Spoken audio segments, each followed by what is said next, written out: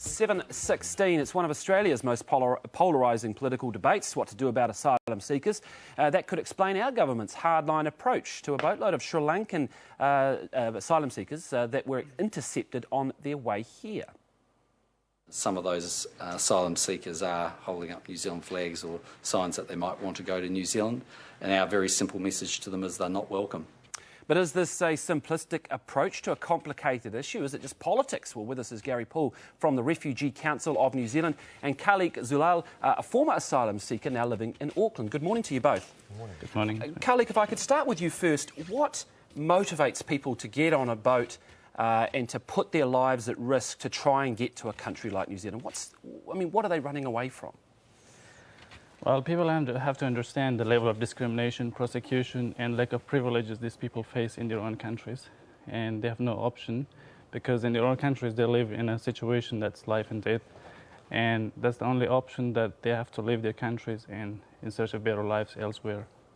What do you make of the response from the politicians in New Zealand when you hear John Key say, not wanted asylum seekers?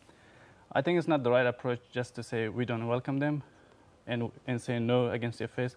The idea is that you have to, because New Zealand is a signatory to the United Nations Convention for Refugees Protection, in that situation you have to think more critically and still take the refugees' case and assist them based on their individual circumstances. Because they have different individual circumstances, you have to look at the cases individually, and then you can make your decision. If they're genuine refugees, they have the right to come here, I think. Do you think there is a process in which we do take asylum seekers, people can apply, that some New Zealanders say we shouldn't take people who are jumping the queue, that are trying to push in? I think the idea is that a lot of people say that they should come through the right channels. The problem is there are a lot of refugees all over the world, especially in war-torn countries like Sri Lanka, and as well as in places like Afghanistan. And a lot of these people, they don't have the opportunity to go to the UN to seek asylum, and they have no choice. The only way they know that they can get rid of their country, like they can leave the country in search of better life, is just to get onto the boat and jump the queue. Just finally, do you think there will be boats of people coming here? Do you think that people will try and make it here? I think it's pretty hard at this stage because New Zealand has got an advantage in that situation. I don't think it's going to happen the same way as Australia because New Zealand's distance from Indonesia, and as well as the rough seas, the distance in combination with the rough seas, it's kind of hard for refugees to get here. But if refugees come and ask for help, I think New Zealand government should have an open arm policy and help them.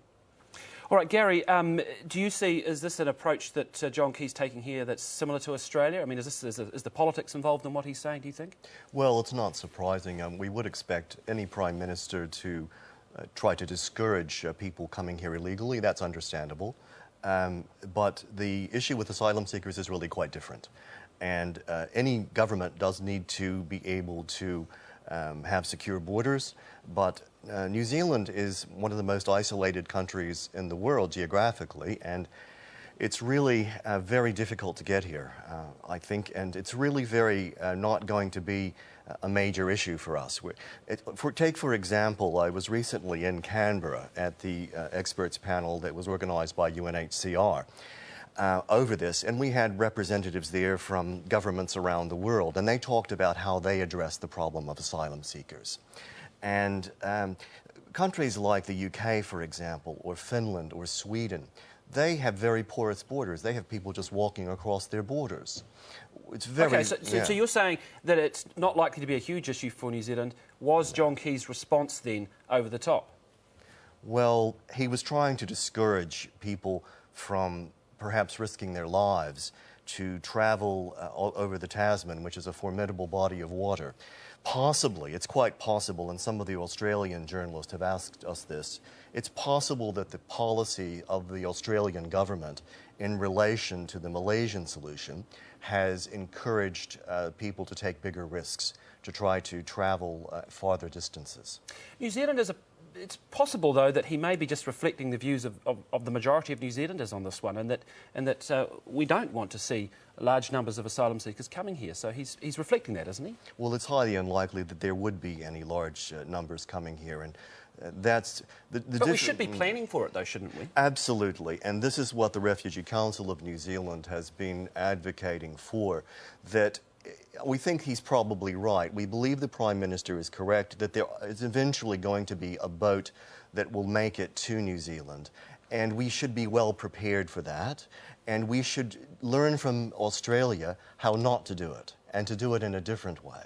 All right, Gary Paul from the Refugee Council of New Zealand, thank you very much. And Khalik Zaul, former asylum seeker, thank you very much for coming on the program. Thank you.